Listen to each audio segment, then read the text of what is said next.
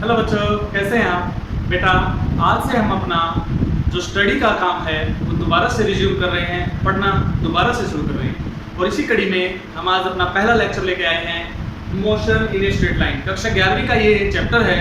इस चैप्टर की शुरुआत करने से पहले मैंने यहाँ पर कुछ टॉपिक्स दिए हैं जिनके बारे में हम स्टडी करेंगे और धीरे धीरे अपनी नॉलेज को मोशन की तरफ आगे बढ़ाएंगे। देखिए बेटा, सबसे पहले आपको ये जानना जरूरी है कि मोशन को फिजिक्स की किस ब्रांच में स्टडी किया जाता है। तो हम मैकेनिक्स के बारे में जानेंगे कि मैकेनिक्स क्या है।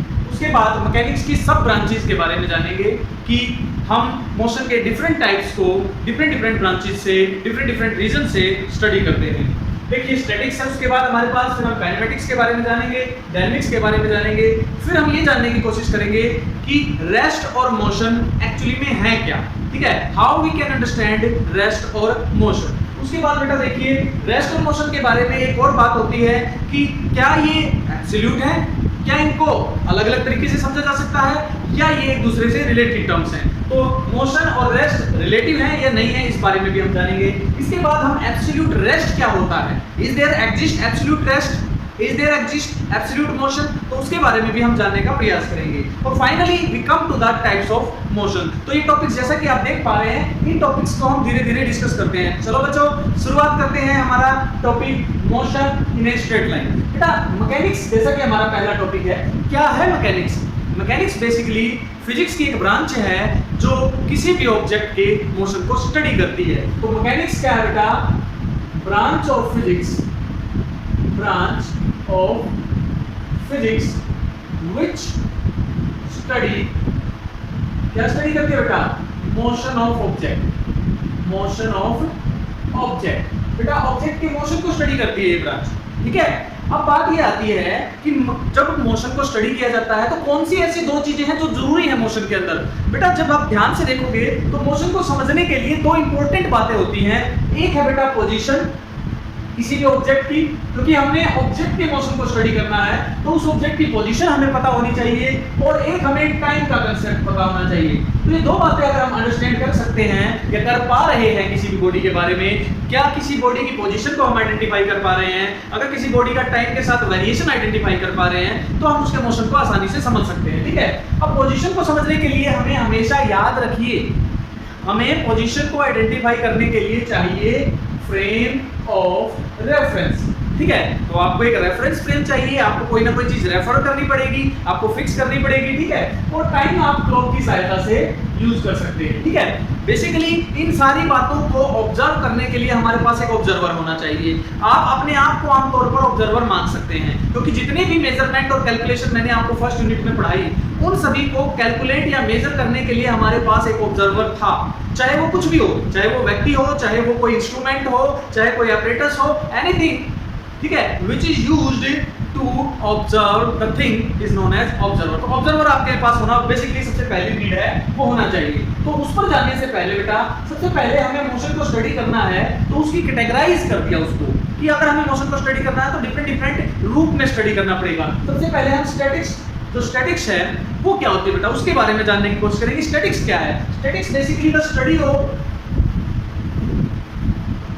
स्टैटिक्स क्या है बेटा? This is the study of rest. Basically हमें किसी भी ऑब्जेक्ट के रेस्ट को जानने के लिए किसकी जरूरत पड़ती है? स्टैटिक्स की जरूरत पड़ती है। रेस्ट भी बताएंगे क्या होता है, लेकिन अभी तो आप ये ब्रांच से समझेंगे कि ये जो ब्रांच है ये सिर्फ रेस्ट को स्टडी करेगी। ठीक है, और रेस्ट में बेसिकली बॉडी की पोजीशन आइडेंटिफाई की जाती है। क्या क्या क्या आइडेंटिफाई की जाती है? पोजीशन। ठीक है, तो हम उसकी पोजीशन को आइडेंटिफाई करने की कोशिश करेंगे। काइनेमेटिक्स क्या है? काइनेमेटिक्स है बेटा स्टडी ऑफ मोशन। ये स्टडी ऑफ मोशन है, और इसमें क्या किया जाता है? इसमें without considering cause of motion, बेटा इसमें कारण का पता नहीं करना। हमें मोशन तो स्टडी करना है, लेकिन मोशन का कारण स्टडी नहीं करना। हमें ये तो जानना है कि बॉडी कितनी डिस्प्लेस हुई, हमें ये तो जानना है कि बॉडी की स्पीड, वेलोसिटी, एक्सेलरेशन क्या रहे होंगे, लेकिन उनके पीछे क्या कारण रहा होगा वो हमें जानने का प्रयास यहाँ पर नहीं करना है। ठीक है, इसके बाद डायनेमिक्स के अंदर हम क्या करते हैं? डायनेमिक्स भी स्टडी ऑफ मोशन ही है, study of motion with its cause. बेटा कारण के साथ अगर आप मोशन को स्टडी करोगे कि इस मोशन का कारण क्या रहा होगा, बेसिकली आपको पता है कोई भी बॉडी अपनी पोजीशन या अपनी डिस्प्लेसमेंट, डिस्टेंसेस वगैरह जो भी वो ट्रैवल करती है, स्पीड में जो चेंज आता है, उस सभी के पीछे एक बेसिक कारण जरूर होता है, कोई ना कोई फोर्स जरूर होता है। उसको हम नेक्स्ट यूनिट में स्टडी करेंगे फोर्स को, लेकिन अभी फिलहाल हम इस बात पे डिस्कस नहीं करेंगे कि मोशन का कारण क्या रहा होगा, ठीक है। उसके बाद हमारा इंपॉर्टेंट टॉपिक आता है जिसका नाम है रेस्ट और motion. That is the important topic. बेटा रेस्ट और मोशन क्या है, ठीक है, क्योंकि हम आमतौर पर आपने बहुत सारे एग्जांपल देखे होंगे। आपने मेज पर एक किताब रखी देखी है, आपने खिड़की देखी है, आपने कुर्सी देखी है, आपने बहुत सारी ऐसी पेड़ देखे हैं, तो आपने क्या देखा उनमें? आपने देखा कि वो चीजें एक जगह पर स्थिर हैं, ठीक है ना। और इसी प्रकार से आपने कुछ चीजें देखी जैसे कि कार चल रही है, ट्रक जा रहा है, बाइक चल रही है, साइकिल जा रही है, हवा चल रही है, ये सारी चीजें क्या हैं? पतंग उड़ रही है, एरोप्लेन चल रहा है, ये सारी चीजें क्या हैं? आप देखते हैं कि ये चीजें एक जगह पर स्थिर नहीं है, ठीक है। तो इसका मतलब हमें सबसे पहले ये आइडेंटिफाई करना होगा कि बॉडी रेस्ट में है या बॉडी मोशन में है, ठीक है। तो उस बात को आइडेंटिफाई करने के लिए हमें रेस्ट और मोशन को डिफाइन करना होगा। किसी भी बॉडी को रेस्ट में और मोशन में कैसे डिफाइन करोगे, ठीक है। तो बेसिकली मैंने क्या कहा कि रेस्ट रिलेटेड होता है पोजीशन से। सबसे पहले आपको ऑब्जर्वर बनके बॉडी की पोजीशन का पता लगाना है, ठीक है। तो बॉडी की पोजीशन का पता कैसे लगता है, आपको इन बातों को समझना है कि हमारा टॉपिक स्टार्ट होता है अब हमारा कि रेस्ट के बारे में अगर मुझे जानना है तो रेस्ट एक्चुअली में क्या है, क्या बताता है रेस्ट? रेस्ट हमें बताता है if a body does not change its position with respect to surrounding with the passage of time, with the passage of time। बेटा मैंने आपको पहले ही बताया था कि आपको काइनेमेटिक्स को, मोशन को स्टडी करने के लिए पोजीशन और टाइम के ऊपर फोकस करना होगा। तो जैसे ही आप ऑब्जर्वर बने तो आपने अपने रिलेटिव में, अपने सापेक्ष आपने किसी दूसरी बॉडी को देखना है, ठीक है। और जब आप उस बॉडी को देख रहे हो तो आप ये देख रहे हो कि उस बॉडी के सराउंडिंग की तुलना में यदि उस बॉडी की पोजीशन नहीं बदल रही है, टाइम की तुलना में, टाइम भाई बीत रहा है क्योंकि टाइम को तो हम रोक नहीं सकते, तो टाइम के बीतने के साथ साथ यदि उस बॉडी की पोजीशन नहीं बदल रही है तो हम कहेंगे कि वो बॉडी रेस्ट में है। देखिए मैं आपको समझाने की कोशिश करता हूं कि रेस्ट को समझने का क्या तरीका है। देखिए सबसे पहले हमें किसी बॉडी की पोजीशन डिफाइन करनी है। पोजीशन होती क्या है? पोजीशन क्या होती है बेटा? Position is the location of any body with respect to a fixed frame of reference। बेटा एक फ्रेम ऑफ रेफरेंस की तुलना में अगर आपके पास फ्रेम ऑफ रेफरेंस नहीं है, अगर आप किसी के सापेक्ष इस चीज को आइडेंटिफाई नहीं कर पा रहे हैं, पोजीशन को, लोकेशन को, तो फिर आप रेस्ट और मोशन को नहीं जान पाएंगे। तो सबसे पहले जब आप ऑब्जर्वर बनते हैं तो आपको एक फ्रेम में अपने आप को फिट करना है और उसके सापेक्ष, उसकी तुलना में यदि कोई बॉडी अपनी किसी लोकेशन को शो कर रही है तो वो उस बॉडी की पोजीशन कहलाएगी, ठीक है। जैसे आपने देखा एक पंखा है, तो आप यहाँ पर खड़े हैं, पंखे को देख रहे हैं, तो आपने ये आइडेंटिफाई किया कि यहाँ पर एक फ्रेम ऑफ रेफरेंस डेवलप कर लिया और उस फ्रेम ऑफ रेफरेंस की तुलना में आपने उस पंखे को ऑब्जर्व किया, तो वो उस पंखे की क्या हो जाएगी? लोकेशन हो जाएगी, ठीक है। जैसे हम ये कहते हैं कि एक पोल है, ये एक झंडा है बेटा, इस झंडे से, ठीक है, ये व्यक्ति है बेटा, तो इस झंडे से मतलब ये झंडा क्या हो गया? फ्रेम ऑफ रेफरेंस बन गया यहाँ पे। किसके लिए? इस व्यक्ति के लिए। तो इस व्यक्ति की पोजीशन मापी है मैंने, मेजर की है, क्योंकि मेजरमेंट तो करनी पड़ेगी। तो मेजरमेंट इस फ्रेम ऑफ रेफरेंस से क्या है? इस व्यक्ति की पोजीशन को शो करेगा। क्लियर होगी बात? तो व्यक्ति की पोजीशन हमने निकाल दी। क्लियर होगी बात? साथ ही साथ ये सारी चीजें टाइम के साथ भी चेक होती हैं। तो अगर कोई body with respect to surrounding उसकी फिक्स हो जाती है वहां पे, ठीक है, उस दौरान उस सराउंडिंग को क्या मानना? फिक्स करना है और उस सराउंडिंग के विद रिस्पेक्ट टू उसको देखो कि क्या वो अपनी पोजीशन या लोकेशन चेंज कर रहा है। अगर नहीं कर रहा है तो वो क्या है? रेस्ट में है, ठीक है। बात समझ में आ गई? पोजीशन आपको क्लियर होगी, आपको रेस्ट भी समझ में आया। इसी के साथ साथ यदि वो पोजीशन चेंज कर रहा है, दूसरी बात क्या है? मोशन को डिफाइन कैसे करोगे? अगर आपको रेस्ट समझ में आ गया तो मोशन भी डिफाइन हो जाएगा। इफ एन ऑब्जेक्ट और body changes its position with respect to its surrounding, with passage of time। तो बेटा टाइम तो रहेगा ही, तो टाइम और सराउंडिंग के रिस्पेक्ट टू यदि कोई ऑब्जेक्ट अपनी पोजीशन को चेंज कर रहा है तो वो मोशन में कहलाएगा। अब आप आसानी से मेरे ख्याल से इस डेफिनेशन को पढ़ने के बाद, इन दोनों डेफिनेशन को पढ़ने के बाद समझ सकते हैं कि आपको एक फ्रेम ऑफ रेफरेंस लेना है, उसके बिना रेस्ट और मोशन का कोई अस्तित्व नहीं है। ठीक है, उसके बाद फिर आप वो स्टडी करोगे कि पोजीशन ऑफ ऑब्जेक्ट क्या हो रही है, चेंज हो रही है, यस मोशन है, चेंज नहीं हो रही है, नो मोशन नहीं है, रेस्ट है। ठीक है, तो आप इन बातों को आसानी से अपनी अंडरस्टैंडिंग में लेके आ सकते हैं। तो रेस्ट और मोशन तो चलो हमने समझ लिया। अब क्वेश्चन ये पैदा होता है कि क्या हम रेस्ट को एब्सोल्युटली डिफाइन कर सकते हैं, क्या हम मोशन को एब्सोल्युटली डिफाइन कर सकते हैं? तो उसका जवाब है नहीं। क्यों? क्योंकि रेस्ट और मोशन दोनों रिलेटिव हैं। क्यों? क्योंकि एक साथ कोई वस्तु किसी के लिए रेस्ट में हो सकती है तो दूसरे के लिए वही वस्तु किस में हो सकती है, मोशन में। इसके लिए आप बेसिकली अपनी डेली लाइफ में देखते ही हैं। आप देखते हैं, क्या देखते हैं? मान लिया आप एक गाड़ी में बैठ के जा रहे हैं, आपका भाई भी, आपके पेरेंट्स भी उस गाड़ी में बैठ के जा रहे हैं, तो आप देखेंगे कि आपका भाई और आपके पेरेंट्स की जो पोजीशन है वो आपके विद रिस्पेक्ट टू, वो गाड़ी के विद रिस्पेक्ट टू चेंज नहीं हो रही है। तो आप कहेंगे कि all your relatives are at rest with respect to a fixed observation frame। Clear होगी बात? लेकिन जैसे ही आप बाहर नजर दौड़ाते हैं, बाहर पेड़ पौधों को देखते हैं, बाहर जाती हुई गाड़ियों को देखते हैं, तो इन सभी चीजों को देखकर आपको लगता है कि नहीं, वो सारी चीजें आपके विद रिस्पेक्ट टू क्या कर रही हैं, अपनी पोजीशन को चेंज कर रही हैं। तो वहां पर आपको वही घटना मोशन में दिखाई देती है। क्लियर होगी? इसी प्रकार से एक व्यक्ति नीचे खड़ा है, उसको ट्रेन चलती हुई दिखाई देगी, ट्रेन में बैठे हुए यात्री भी चलते हुए दिखाई देंगे, तो उस व्यक्ति के लिए वो सभी मोशन में हैं। लेकिन उन यात्रियों के लिए वो ट्रेन, उसके अंदर बैठे हुए बाकी सभी यात्री क्या हो जाएंगे, रेस्ट में हो जाएंगे। तो we can not absolutely define rest और मोशन, क्योंकि किसी भी चीज को एब्सोल्युटली डिफाइन करने के लिए एब्सोल्यूट पॉइंट चाहिए, which does not exist in the universe. याद रखिए ये बात कि प्रकृति में कोई भी एब्सोल्यूट फिक्स पॉइंट एग्जिस्ट नहीं करता है, इसीलिए हम एब्सोल्यूट रेस्ट को नहीं डिफाइन कर सकते, एब्सोल्यूट मोशन को भी डिफाइन नहीं कर सकते। बात समझ में आ रही है? तो आपने रेस्ट और मोशन को आइडेंटिफाई किया, समझ में आई आपको बात? तो अब हम इसके बाद हमारा जो मोशन चल रहा है, मोशन हम समझ चुके हैं कि हमें मोशन के लिए क्या करना है। फिर से रिपीट कर रहा हूं, मोशन को जानने के लिए बेटा आपको किसी भी पॉइंट ऑब्जेक्ट को लेना पड़ेगा, बॉडी लेनी पड़ेगी, और बॉडी को मैंने नाम दे दिया पॉइंट ऑब्जेक्ट। तो आप सोच में पड़ गए सर ये पॉइंट ऑब्जेक्ट क्या होता है? ऑब्जेक्ट तो हमने सुना है, किसी भी वस्तु को ऑब्जेक्ट बोल देते हैं, लेकिन पॉइंट ऑब्जेक्ट कब बोलते हैं?